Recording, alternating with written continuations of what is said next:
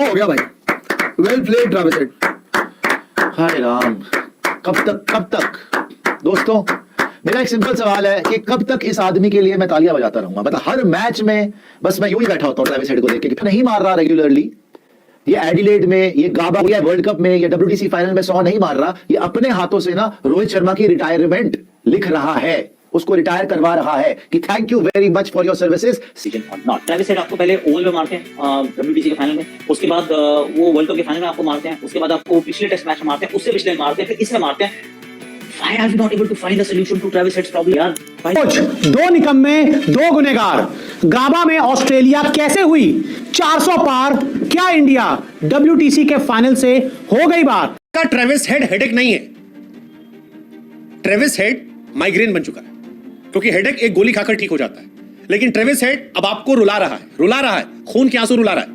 वो आदमी जिसने हमारा वर्ल्ड टेस्ट चैंपियनशिप का सपना छीना, वो आदमी जिसने ODI वर्ल्ड कप हमारा छीन लिया, वो आदमी जो एडिलेड में हमारे हार की वजह बना, और वो आदमी जिसने गैबा में भी ऑलमोस्ट ये मेक श्योर कर दिया है कि ऑस्ट्रेलिया यहां से हारे ना, अनलेस एंड अनटिल कुछ बहुत एक्स्ट्राऑर्डिनरी या एक्सेप्शनल होता है।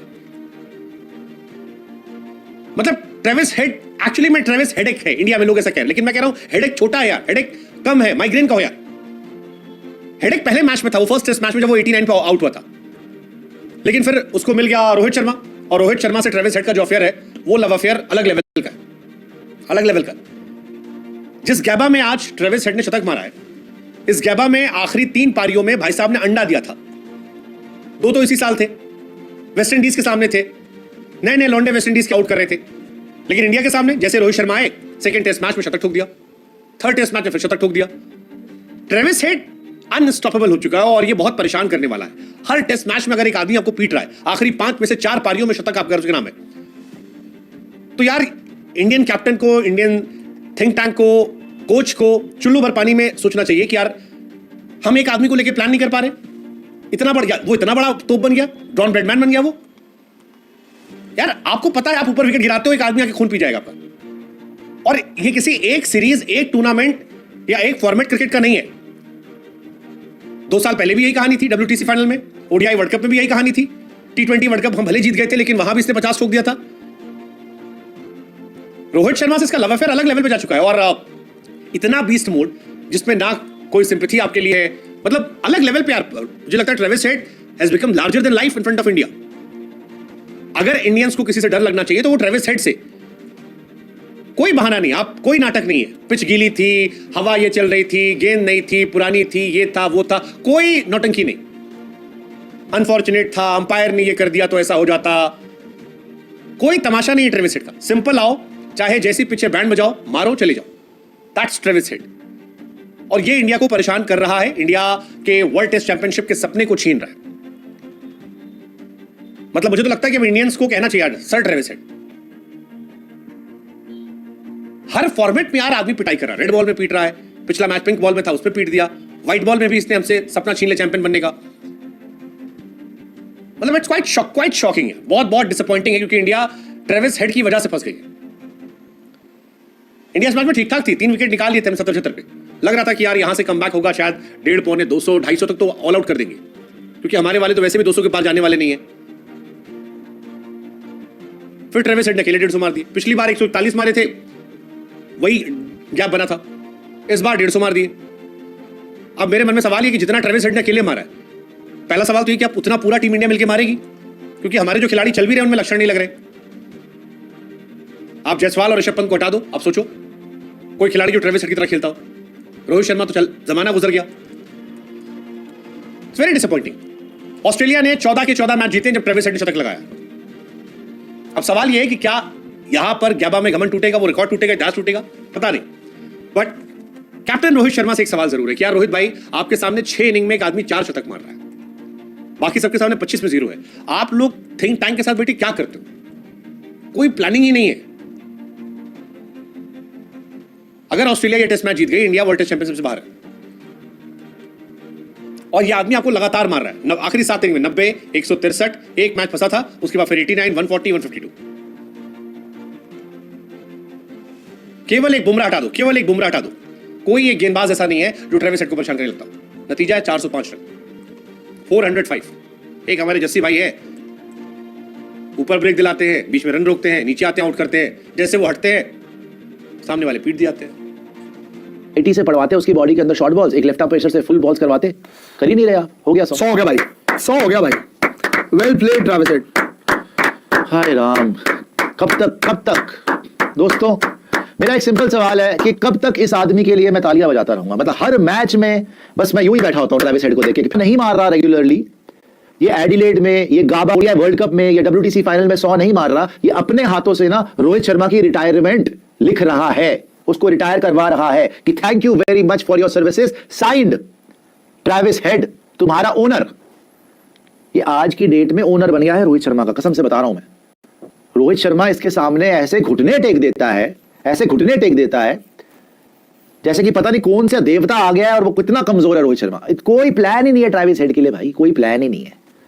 एक मैच हो गया, 2 मैच हो गया, चल 3 हो गया, चल 4 हो गया, चल T20 हो गया, चल वनडे हो गया, चल भाई टेस्ट हो गया, हर मैच में ये आदमी आता है रोहित शर्मा और बोलता है हे प्रभु आओ मेरी छाती पे जंपे मारो। वो जंप ही नहीं मारता है, ट्विस्ट भी करता है, उसके बाद ट्विस्टिंग करता है पूरी यूं।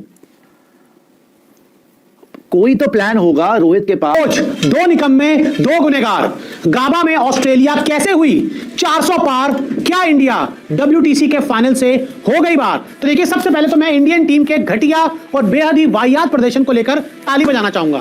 जी हां, बिल्कुल तालियां बजाना चाहिए, आप सब भी ताली बजाइए कि जिस तरह का घटिया परफॉर्मेंस आपकी इस टीम ने गाबा टेस्ट मैच में किया है, ये तालियां ही डिजर्व करते हैं। अब और तो कुछ शब्द मैं बोलूंगा नहीं, ये फिलहाल तालियां ही डिजर्व करते हैं। और इस वीडियो में मैं आपको बताऊंगा कि कैसे हमने बड़ी ही आसानी से ऑस्ट्रेलिया को 400 पार जाने दिया।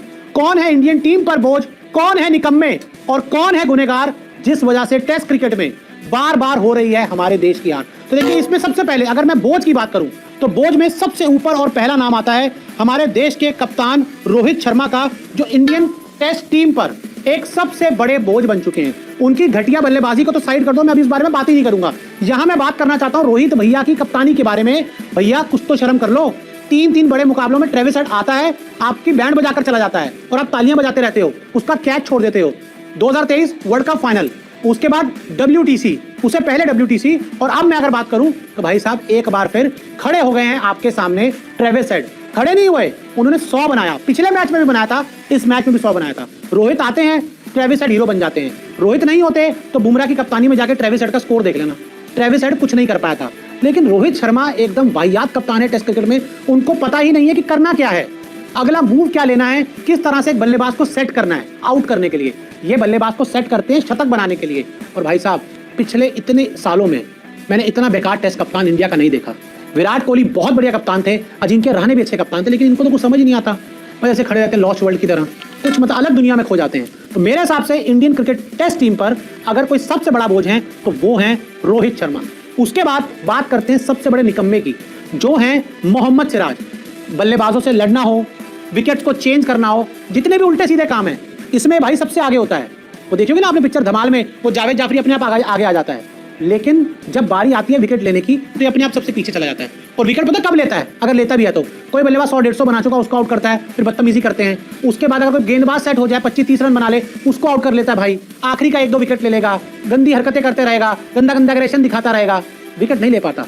एक काम कर लेना, जिसको अगर दिक्कत हो ना, लग रहा हो कि मैं झूठ बोल रहा हूँ, सिराज के आंकड़े चेक कर लेना पिछले 1-1.5 साल के, कि भाई क्या करता है। RCB के लिए भी कुछ नहीं करता, तभी उन्होंने भगा दिया टीम से कि भाई तू नहीं चाहिए हमें, कुछ करते तो हो नहीं, सिर्फ बदतमीजी करते हो। बदतमीजी में किंग है, बदतमीजी में हीरो हैं, प्रदर्शन में जीरो हैं। मोहम्मद सिराज ये कुछ नहीं कर पाते हैं, सबसे बड़े निकम्मे हैं इंडियन टीम की टेस्ट टीम में गेंदबाजी में। उसके बाद बात करें रविंद्र जडेजा। रविंद्र जडेजा इंडिया में मानता हूँ कुछ कर सकते हैं।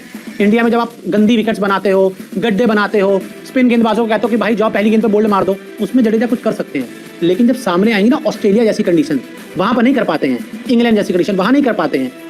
भाई साहब, आप अपनी बल्लेबाजी को 8वें नंबर तक ले जाने के चक्कर में इसको भी खिला लो, उसको भी खिला लो। भाई 5 गेंदबाज लेकर खेलो प्रॉपर, जो 5 गेंदबाजी करें और बाकी 6 बल्लेबाजी करें। यहाँ तो 8 गेंदबाज बल्लेबाज खिलाते हो, वो कुछ नहीं कर पाते, और 3 प्रॉपर गेंदबाज लेकर जाते हो, उसमें से एक मोहम्मद सिराज होता है। भर्ती घोटाला, हर बार बुमराह सीधे आपको जिताए, तो ये एक और निकम्मे है। अब गुनेगार की मैं बात करूं, आकाशदीप का नाम लेना होगा। बहुत चर्चा हुई कि उन्हें पहले टेस्ट मैच में नहीं खिलाया, बहुत चर्चा हुई उन्हें दूसरे टेस्ट मैच में नहीं खिलाया, लेकिन जब मेरे इस भाई को हमने खिलाया तो उन्होंने क्या किया कि भाई कुछ नहीं कर पाया। आकाशदीप ने 24.4 ओवर गेंदबाजी की, 78 रन लौटा दिए, 1 विकेट इस भाई साहब को नहीं मिल पाया। कहा जा रहा था कि शमी के विकल्प हैं, शमी को रिप्लेस कर सकते हैं, शमी से आगे जा सकते हैं, लेकिन इन्होंने क्या किया? कुछ नहीं कर पाए, कुछ भी नहीं कर पाए। ना पहले दिन कुछ कर पाए शुरुआत में, ना दूसरे दिन कुछ कर पाए, और तभी देख लो ऑस्ट्रेलिया 400 से पार खड़ी है। और उसके बाद इस इंडियन क्रिकेट टीम का सबसे बड़ा अगर कोई गुनहगार है वो है मुख्य सेलेक्टर अजीत अगरकर, जो रोहित शर्मा की सेटिंग है। जी हाँ, रोहित शर्मा की सेटिंग है अजीत अगरकर, मैं ऑन रिकॉर्ड बोल रहा हूँ। भाई मोहम्मद शमी तैयार बैठा हुआ है, उसको जाने नहीं दे रहे, किसी भी इधर उधर के गेंदबाज को ले जा रहे हो। मैं पहले दिन से इस बार बोल रहा था कि इस बार अगर आप सीरीज हारोगे ना तो आप गेंदबाजों की वजह से हारोगे। अगर आप बुमराह हटा दो, कौन है आपके पास जो 5-6 विकेट ले सकता है एक पारी में? मुझे नाम बता दो। आपने क्या किया हुआ है? बल्लेबाजी को मजबूत करने के लिए आपने नीतीश रेड्डी और जडेजा को ले लिया 7वें 8वें नंबर पर। उसके बाद आप क्या करते हो? आकाशदीप नए, हर्षित राणा नए, उसके बाद ये आपके मोहम्मद सिराज भर्ती घोटाला रह देकर एक गेंदबाज के साथ खेल रहे हो और उसका नाम है जसप्रीत बुमराह। वो हर बार आता है 5 विकेट लेकर देता है आपको, एक गेंदबाज के सहारे आप जा रहे हो। ये कर रहे हैं अजीत अगरकर। भाई मैं ऑन रिकॉर्ड बोल रहा हूँ, इससे लाख गुना अच्छा रवि शास्त्री विराट कोहली वाला टेन्योर था, बहुत अच्छा। MS के प्रसाद जब मुख्य सेलेक्टर थे बहुत अच्छा था, इनफैक्ट चेतन शर्मा थे मुख्य, बहुत अच्छा था। लेकिन आज जब अजीत अगरकर हैं, रोहित शर्मा हैं, गौतम गंभीर हैं, तो आपके लगे पड़े हैं। तो भाई साहब, इतनी घटिया टीम सिलेक्शन, घटिया मैनेजमेंट और फ्लॉप कप्तान की वजह से ऑस्ट्रेलिया ने एक बार फिर 400 पार का स्कोर लगा दिया है। और आप आज लिख कर ले लीजिए कि इंडियन टीम इस टेस्ट मैच को हारेगी नहीं, बुरी तरह से हारेगी। तो इंडियन टीम के परफॉर्मेंस पे, गाबा टेस्ट में जो उन्होंने परफॉर्म किया, उस पर आपकी क्या राय है? हमें कमेंट करके जरूर बताएं। में आती है कि पीछे मुड़ के देखो तो रास्ता बिल्कुल साफ नजर आता है। जब आप उस रास्ते से गुजर रहे होते हैं तो बड़ी समस्याएं रहती हैं कि यहाँ से कोई निकल के आया, कोई वहां से फंस गया, and that is exactly what is happening with was bowling first the right decision और नॉट। ट्रेविस हेड आपको पहले ओवल में मारते हैं WTC के फाइनल में, उसके बाद वो वर्ल्ड कप के फाइनल में आपको मारते हैं, उसके बाद आपको पिछले टेस्ट मैच में मारते हैं, उससे पिछले में मारते हैं, फिर इसमें मारते हैं। Why are we not able to find a solution to Travis Head's problem? यार भाई साहब, पहले तो ऐसा लगता था ये कहना कि जस्सी तेरे जैसा कोई नहीं है, तू अलग है, तू गोट है, तो वो करके दिल को खुशी होती, तसल्ली होती, बड़ा सुकून मिलता था। लेकिन अभी क्या हो गया कि अब लग रहा है कि यार ये तो एक्चुअली प्रॉब्लम स्टेटमेंट है, it's not a proud statement.